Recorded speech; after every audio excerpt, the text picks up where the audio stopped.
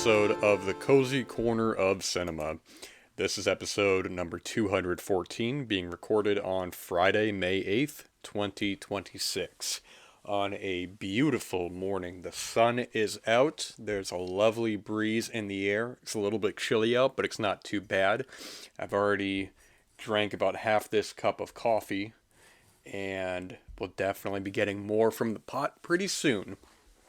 But yeah, playing catch up with some of these episodes. I wanted to get this episode done. I got to record another one soon, and then I will be finally caught up. That's what happens when you don't stay on top of it. That's my own fault. It was such a hectic week a couple weeks ago that I just kind of put everything behind. But all of that doesn't matter right now. The fact of the matter is that we're here, continuing on my favorite films of the 21st century. This is part 7, I believe. So let's not waste any time. Let's go right into it. From 2017, from Paul Thomas Anderson, is Phantom Thread. Phantom Thread is, of all of his films, the one that has turned around the most for me in terms of initial reactions to how I feel about it now. I have this thing with some of Paul Thomas Anderson's films with some ones like The Master and not Inherent Vice, Licorice Pizza, where when I initially see them, I enjoy them, but I don't feel as strongly about them. I don't feel as passionate about them. And then on rewatches is when everything kind of shifts, everything kind of changes. The Master was one that I didn't. It's such a unique narrative. The way that it goes about. That on the initial viewing, after you're taking it all in, you're taking in these sequences of this dynamic of Joaquin Phoenix and Philip Seymour Hoffman's back and forth, seemingly aimless.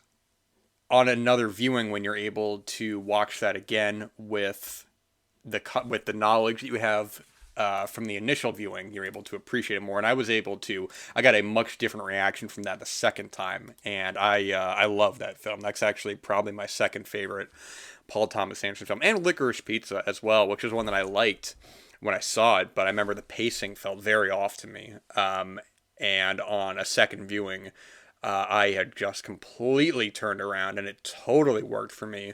The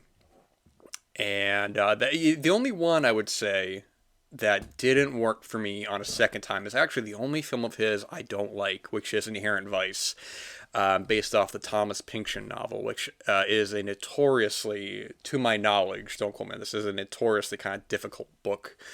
And that definitely translates to the screen, but on a second viewing, I had seen that theatrically, years had passed. I had eventually went and saw it again, and I still just can't get into the film.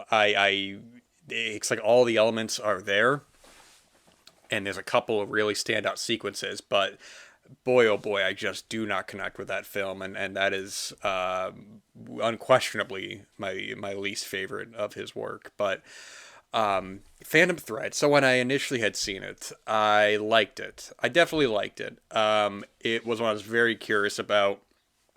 I'd seen the big Paul Thomas Anderson films of Boogie Nights, Magnolia, There Will Be Blood, and I think the structure of the film and the characters, how they interacted with each other, is what kind of threw me off the first time, because kind of what I'm saying with The Master is that the narrative is kind of told uniquely, where the plot is there, but it is really about this incredibly emotional power dynamic between the two main characters, Reynolds Woodcock, played by Daniel Day-Lewis, and Alma, played by Vicky. I don't know how to say her last name. I think it's Cripes. I've been such a fan of her for so long, and I have never took the time to see how to pronounce her last name. Leslie Manville also is a great force in the film, but we have Reynolds Woodcock played by Daniel Day-Lewis in this film. This takes place in the 50s. He is a dressmaker. He is incredibly respected. There's these incredibly high-quality, elegant, beautiful dresses. But he's very rigorous. He's very specific in how he plans his day, so much so that even something like an interruption or, a confrontation at breakfast will throw his entire day off. There's one great line in the film where he says, "I cannot start my day with a confrontation." He is a bachelor. He's a confirmed bachelor, as he says. He goes through many women. Not necessarily not chasing something romantic. He has come to the point in his life where he realizes that romance is just not out for him. He has a very intimate connection with his mother that he misses dearly. He always has he says one part, he always keeps a photograph of her with him. We get the sense that the death of his mother is maybe what kind of put him in this this isolation. And when I say isolation, I don't mean he's cut off from the world, but he's emotionally cut off. I mean, there are women who are around the like, it's like a manor, I guess, that he lives in, his workplace, but he kind of just uses them, and not even maliciously, but it's sort of like when he's done with them, that's it. They try to connect with him, and it's just not happening. But anyways, on one of his flings, he meets Vicky Krieps, Alma, who is a waitress in this small little cafe. They have a great introduction scene with each other where he lists a cavalcade of food for breakfast, and he is charmed by her. She is charmed by him.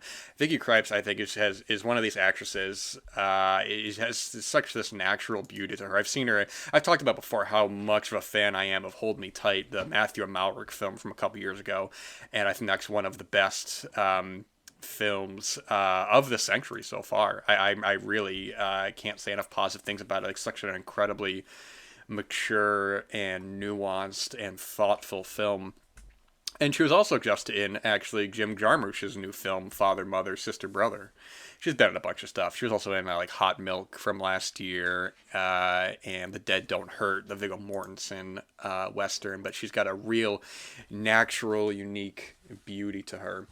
And it's kind of hard to talk about with the film because it kind of feels like two halves in a way in terms of wanting to get the main point across without just giving away a lot of the details. But what we have here is there's a point where she is kind of going through the process of what would be another kind of fling for him, and anyone else would just move on and go through there. But in the second half, there are some ulterior motives going on, and I think that on the first viewing of this, I wasn't able to fully appreciate the dynamic between these characters. One of the best scenes in the film, one of my favorite scenes in the film, is an initial confrontation, probably about the point where the first half ends, where Alma tries to do something thoughtful for Reynolds, and it just goes awry, and they have this great back and forth. And there's also a little bit of comedy in this film that I think a lot of it works, but I think a lot of it is resonates deeper with these characters. One of the moments in the film that I always think, I've said it before on the show, but I always bring it up, and I think really sums up that character well, is after their first date, they go out in the town and whatever, they do their thing. They're back at Reynolds Manor, and Alma asks him straight up, "You've never been married?" And his reply, very seriously, is, "I make dresses." The idea that he simply cannot do both, that he has devoted himself to this, that the idea of a romantic relationship is beyond him. He has never even, maybe intentionally or not, even kind of had that idea. So you can have these sort of sexual, flings, these sort of like, revolving door of women, but anything kind of deeper as beyond him. And I remember when I saw this I actually saw this twice. The second time there were some light chuckles in the theater at that moment, but I thought it was such a profound, just simple line. And she says, she responds, questioning his kind of logic on that, asking why he can't do both. And he kind of breaks down his ideology, how romance is has begone him. It is simply not something that he can come to task with, because almost in a way he knows how, I mean, subconsciously how difficult he is, because even when they have this the confrontation that I had just discussed, um, it is almost an intentional stubbornness to almost like push someone away. But where it goes to in the second half is where I find the film to be just so emotional, where you don't even want to. It's not, when I say give it away, I don't even necessarily mean a spoiler, because it's really not that. But I don't just want to just break down scene after scene and explain into specifics. But it goes into play of why I think this is one of the most truly romantic films I've ever seen, because the romance is not there on the surface. There is something far deeper with these characters, with these interactions, almost morbidly, with one of the plot elements in this film, and the way that these two interact with each other, the way that Alma really kind of has the upper hand in one of my favorite sequences in this film, which just makes me so emotional when I watch it, is when Reynolds is having a hallucination, and his dialogue about his mother is just so, it's just so thoughtful of that character, that there is something more going on psychologically with him, that it's not just stubbornness. And yeah, he can be, he can be charming, he can be very charismatic, but he's very dedicated, almost in a way, very dedicated to dressmaking, in a way to kind of hide these deeper feelings, so that no matter how good things may be between them, and there are many good times, and there are many light moments, almost like he is destined, he has doomed himself to never be loved. And of course, I also need to point out the incredible score by Johnny Greenwood from Radiohead.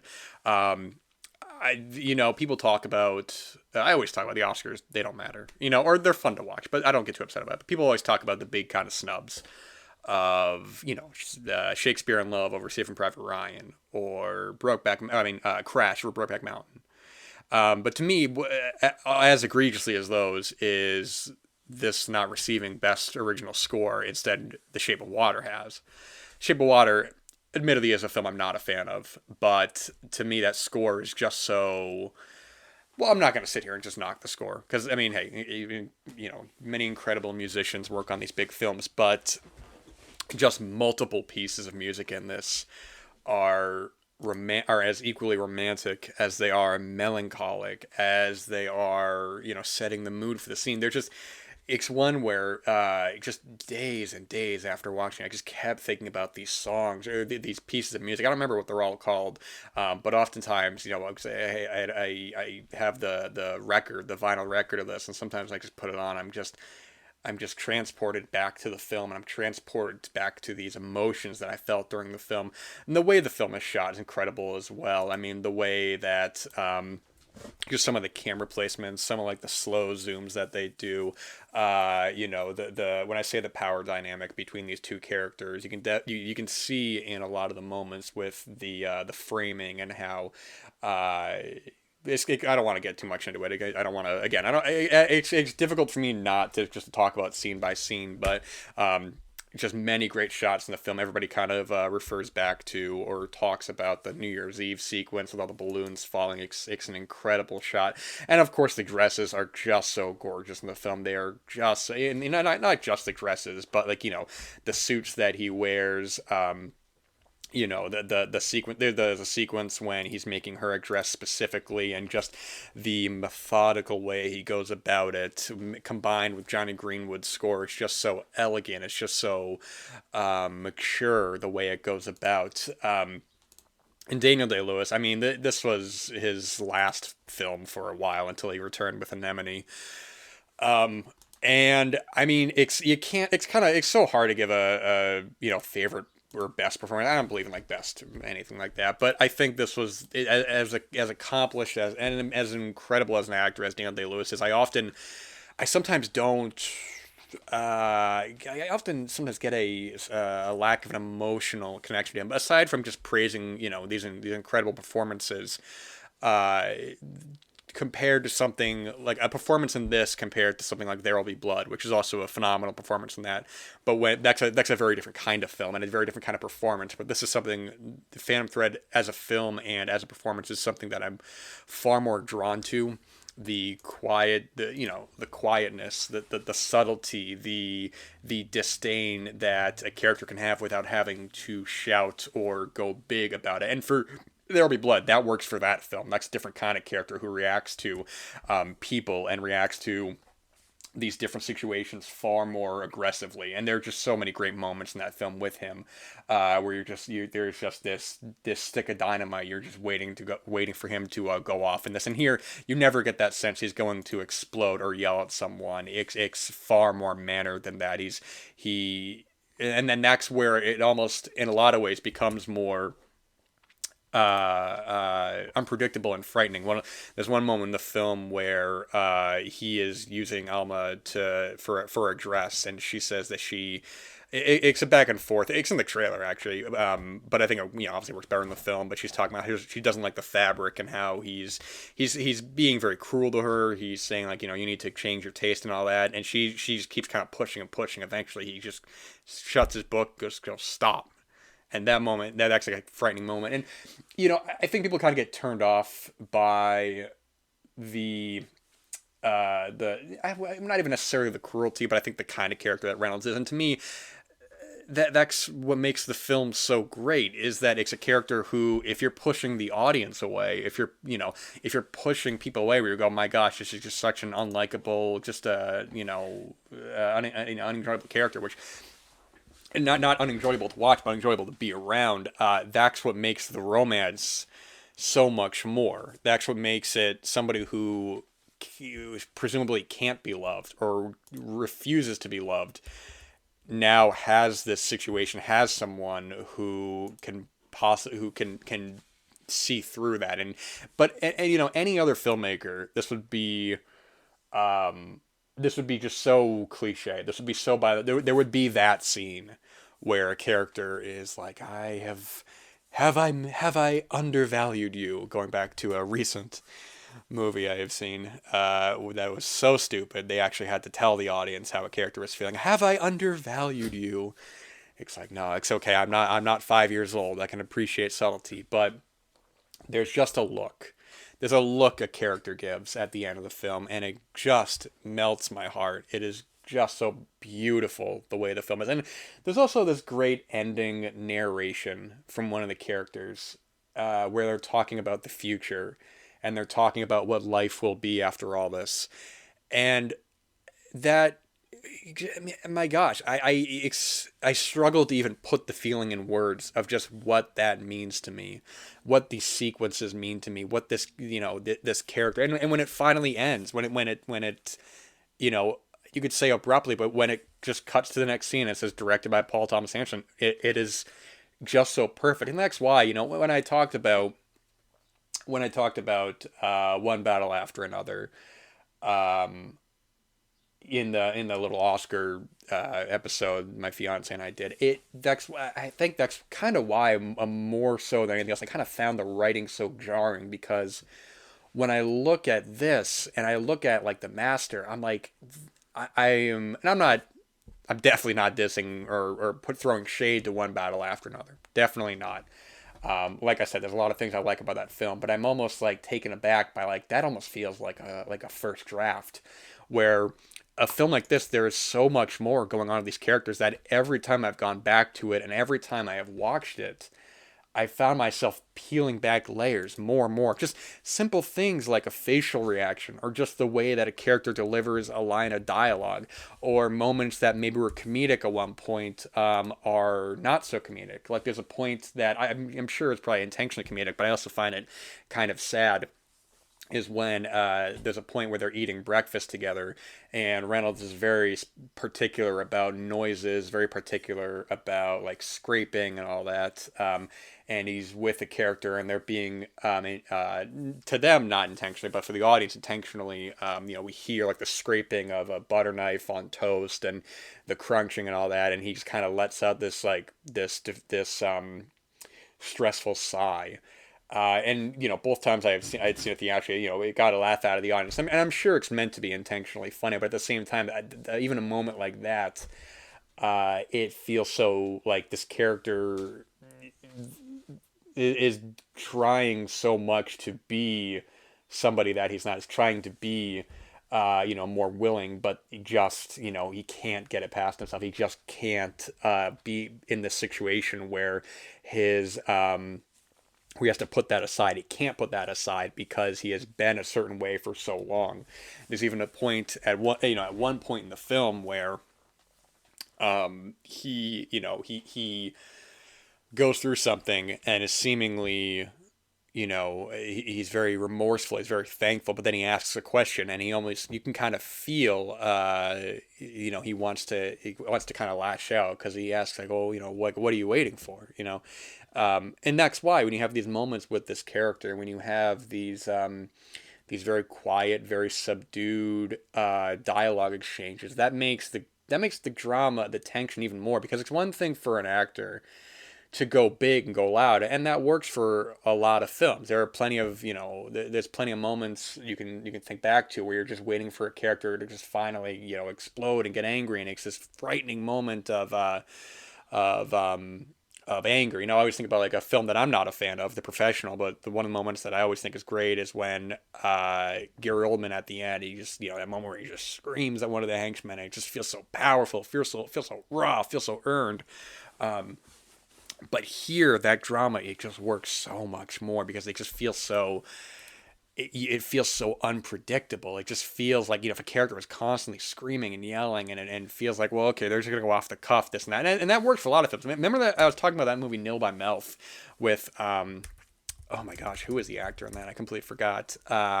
It was actually, funny enough, also written and directed by Gary Oldman, but Ray Winstone. I remember he is so frightening in that film because he is exhaustively aggressively angry in that movie, where you can see he's out of breath, being so violent, being so angry, but it works because at that point in the film it's just so relentless. But here it's just those moments of romance, it's those moments of drama, the light moments of comedy that makes it all just so perfect. And the film wraps itself up from beginning to end, which is another thing that I hadn't even really fully realized on the initial viewing, of just the character of Alma, the where she's in the very beginning and the very end of the film, and how when you watch it all, it really does wrap itself up like a bow, like a piece of a dress coming together. And of course, I also have to mention Leslie Manville as well. I mentioned her briefly. She plays Cyril in the film, and she works with Reynolds. She is like a live-in, like works with him, lives in that manor, and she's the one who does a lot of things, like gets rid of, like, the women he doesn't want around anymore. There's a moment at dinner where some of the women. There's some fans of his who talk about how big of fans they are of his dresses, and she has, Reynolds is not very conversational, he's not very social in that regard of just being admired. He's not entirely narcissism from him, but Cyril is the one who has to be like, well, thank you, good night, yep, go, like, not necessarily go away, but yeah, thank you, yeah, have a good night. Has to kind of push him away, and we see a lot with their own relationship. She is the only one that he really kind of can confide in, because even when he tries to push back against her in her own elegance, in her own quietness, she basically, she's telling him like you're not, I'm not letting you do this to me. I am far stronger than you are, and I have far more resilience than you do, so don't even try that. There's a great scene in the film when Reynolds goes to her about Alma, and he's airing his grievances because it's this almost this exhaustion from him, where he can finally kind of say something about it. He doesn't have to hold it in, which we get the sense that he is holding in a lot of these feelings, a lot of these emotions, when he finally without any real remorse, kind of lays into Alma. And there's a moment that in that scene that's just so great, where he's basically caught in the act, but even then he doesn't let up. He, the audience was kind of gasping at one moment in that, but even when he realizes something, it doesn't even affect him. He doesn't even think twice about it. He's just like, I'm gonna keep saying what I'm saying, and I don't care if someone else hears it. This is just a film that, gosh, I've been talking almost the whole episode about this film. Good Lord. It's just stuck with me.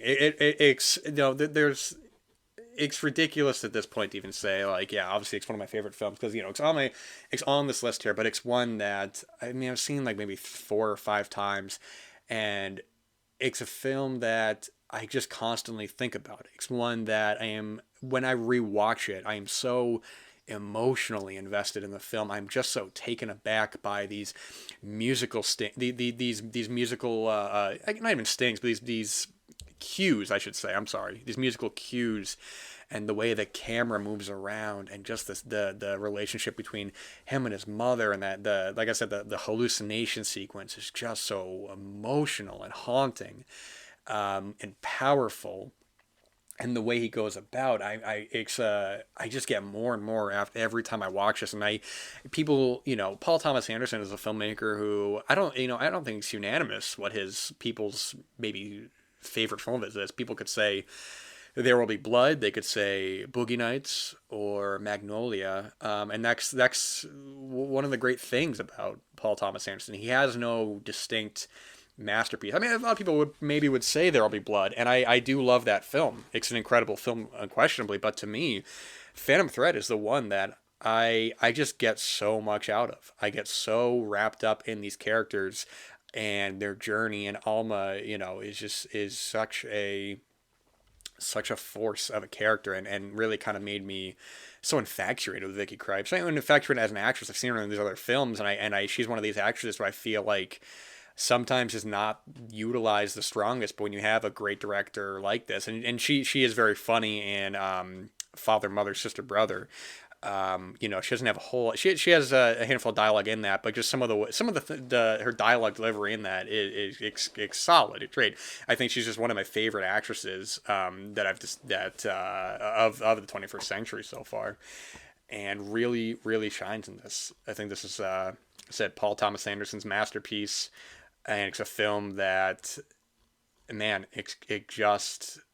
I really did just kind of change my life, and has affected me in ways that almost 10 years later I'm still being affected by, positively. Yeah, I've if that's not a testament that I've basically spent this entire episode talking about this one film, then I don't know what is. So that's gonna wrap it up for this episode. That's Phantom Thread. It's just it's masterful. It's if Paul Thomas Anderson never made another film, I would still consider him one of the great filmmakers solely for this film.